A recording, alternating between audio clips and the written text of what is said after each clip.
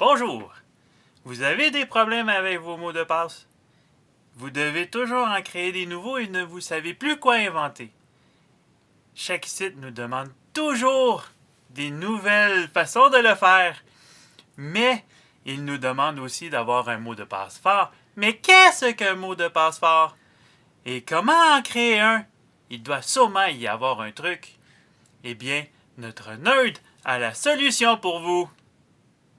Hey, j'avais-tu l'air de lire une espèce de mauvaise infopub, moi là? C'est qui a écrit ça, là?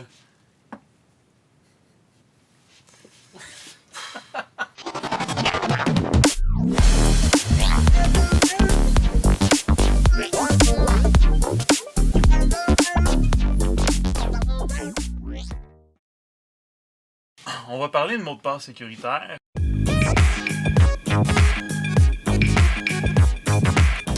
C'est rendu tellement compliqué de faire un mot de passe avec tous les caractères. Bon, comment ça fonctionne? De un, c'est quoi un mot de passe sécuritaire? Bon, un mot de passe sécuritaire ou un mot de passe fort. On entend souvent. Habituellement, est composé d'au moins 3 éléments. C'est-à-dire qu'il faut qu'il y ait au moins des lettres, des chiffres et des caractères spéciaux. OK. Et dans les lettres, habituellement, on va essayer de mettre des majuscules et des minuscules mélangés. OK. Euh, Caractères spéciaux, tu veux dire comme un signe de dollar, Oui. des hashtags, Ça peut être un point d'exclamation, d'interrogation, ça peut être... Les parenthèses, rentres-tu dans les... les parenthèses peuvent marcher, oui, ça peut faire partie du mot de passe fort. Ça dépend toujours parce que chaque site web peut utiliser des types de reconnaissance de caractères différents pour les mots de passe.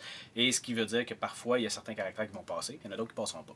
OK, c'est propre à chaque site. Exactement. Okay. En fait, c'est le petit logiciel qui est utilisé en arrière. C'est pas nécessairement à chaque site, mais dépendant de quel site a utilisé quel petit programme pour faire ça, ça peut changer.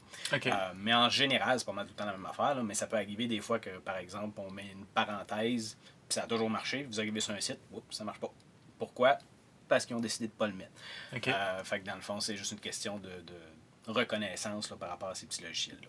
Mais en général, les caractères qui sont autorisés, c'est tout ce que vous voyez habituellement ou qu'on peut utiliser dans une phrase ou des choses comme ça, comme le point d'exclamation, le point d'interrogation. Ça peut être les 2 points, ça peut être bien d'autres affaires. Mais il faut faire un petit peu attention, comme je disais. Là, des fois, ça se peut qu'il y en ait qui passent, il y en a d'autres qui passent pas. Les accents, comme le E, accent aigu, des trucs comme ça n'a pas tant tendance. Ça peut passer parfois, mais en général, ça a beaucoup plus de difficultés. Okay. Habituellement, on va essayer de les éviter. L'espace, la même chose. Essayez pas d'utiliser un espace, comme si, par exemple, pour écrire une phrase pour le mot de passe. L'espace, ça se peut qu'il passe, comme ça se peut qu'il passe pas. Plus souvent qu'autrement, il passe pas. Donc, il faut faire un petit peu plus attention à ça. Également, un autre facteur à considérer par rapport à la sécurité, dans le fond, d'un mot de passe, c'est la longueur. Alors, tu veux dire le nombre de caractères? Le nombre de caractères au total. Plus il est long, plus c'est sécuritaire, plus c'est difficile à un crack d'essayer de trouver le mot de passe. Okay. Fait que dans le fond, c'est plus on va en avoir long, mieux ça va être. C'est sûr qu'à un moment donné, on ne peut pas avoir un mot de passe qui prend 25, 30, 40, 50 caractères. Là. À un moment donné, ça devient long à écrire aussi. Là. Mais des fois, ils ont des limites aussi, entre 8 à 16 ou des... Exactement. Mais en général, la majorité des places où ce que vous devez vous inscrire, des choses comme ça, c'est minimum 8 caractères. Okay. Ça, c'est le minimum, habituellement, pour avoir quelque chose de quand même sécuritaire. Il y a certains sites web qui vont accepter à peu près n'importe quoi comme mot de passe. Ça pourrait être même un 2, 3, 4, 5, 6, 7, 8. Je ne le conseille pas, mais pas du tout. Mais il y a des choix, il y a des sites qui vont laisser passer à peu près n'importe quoi. Okay. Ils ne demanderont pas des caractères spéciaux, ils ne demanderont pas des... Il faut qu'il y ait un mélange de lettres, chiffres, etc. Mais je vous conseille fortement de le faire. OK. Puis, pour créer un mot de passe comme ça, est-ce qu'on est mieux de prendre une phrase qu'on connaît, ou exemple, le nom de quelqu'un, c'est-tu trop facile à craquer dans ce temps-là? Habituellement, si on va avoir quelque chose de plus difficile à trouver le mot de passe, quoi que ce soit, c'est d'aller avec des choses qui ne sont pas nécessairement écrites publiquement ou des choses qui ne nous représentent mais qui vont peut-être nous représenter ou qui vont être attachés à nous, mais pas nécessairement quelque chose qui est hyper connu. Qu'on ne retrouvera pas sur les réseaux sociaux. Exactement. Par exemple, je n'irai pas mettre le nom de mes parents avec ou le nom de mes enfants ou le nom de ma blonde ou des choses comme ça. Fait que, on va y aller avec quelque chose d'un peu plus large ou des choses qui peuvent me représenter, comme par exemple, j'aime beaucoup la couleur orange, mais je pourrais utiliser la couleur orange. Fait qu'on pourrait marquer, mettons, orange avec un paquet de lettres chiffrées. Genre un 4 ou un 3. Exactement.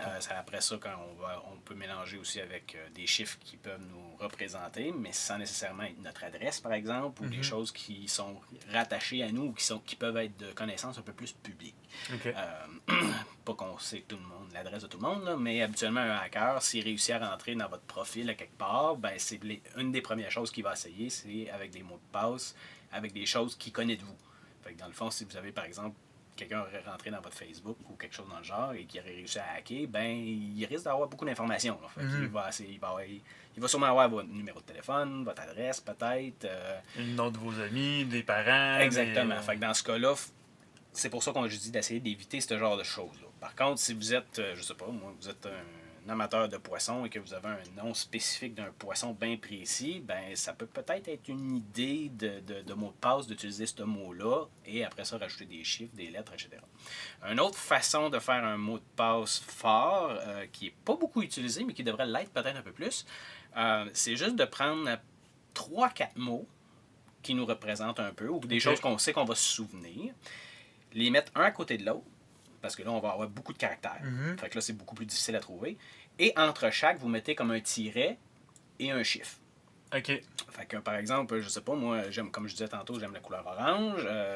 Puis après ça, je dis, je sais pas, moi, j'aime le jeu. J'aime un board game que j'aime beaucoup, peut-être, ou un jeu de table que j'aime beaucoup, que je pourrais peut-être mettre le nom de ce jeu-là.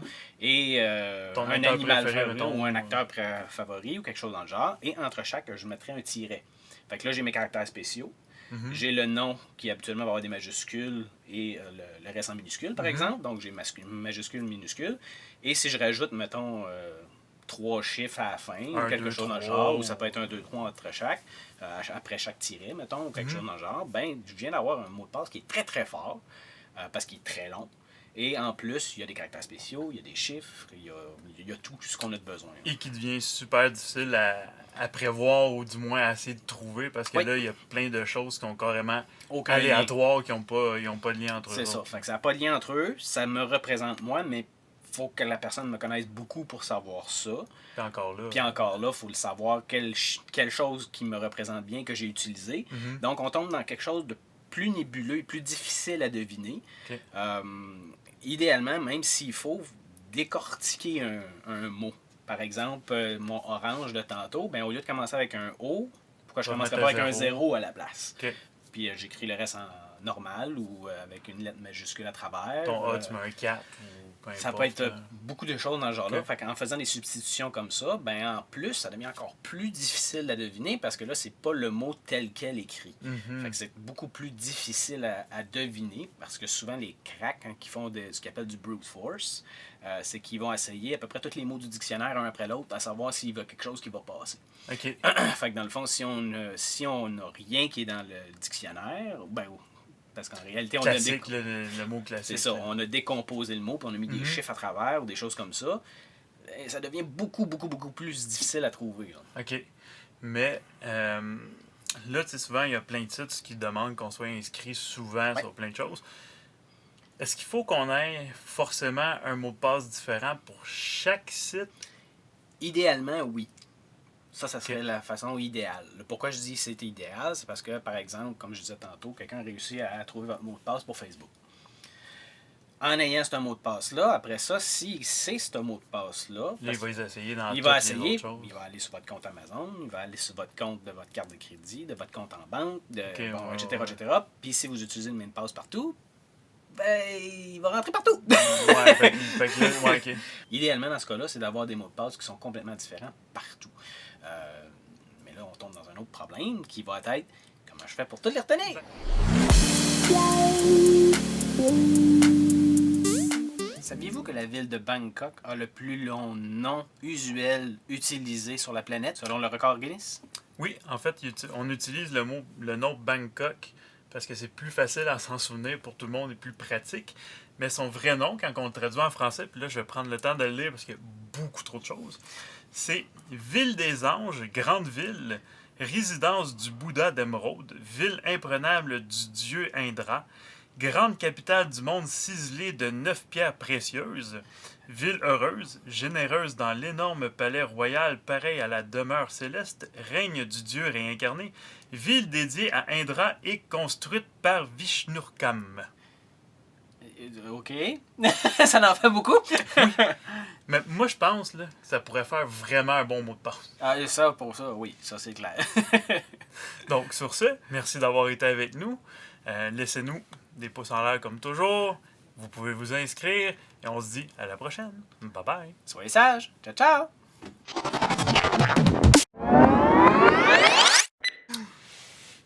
On s'excuse auprès de notre communauté blooperienne qui nous adore nos bloopers. Malheureusement, à notre premier coup d'œil, on n'en a pas fait. On est triste.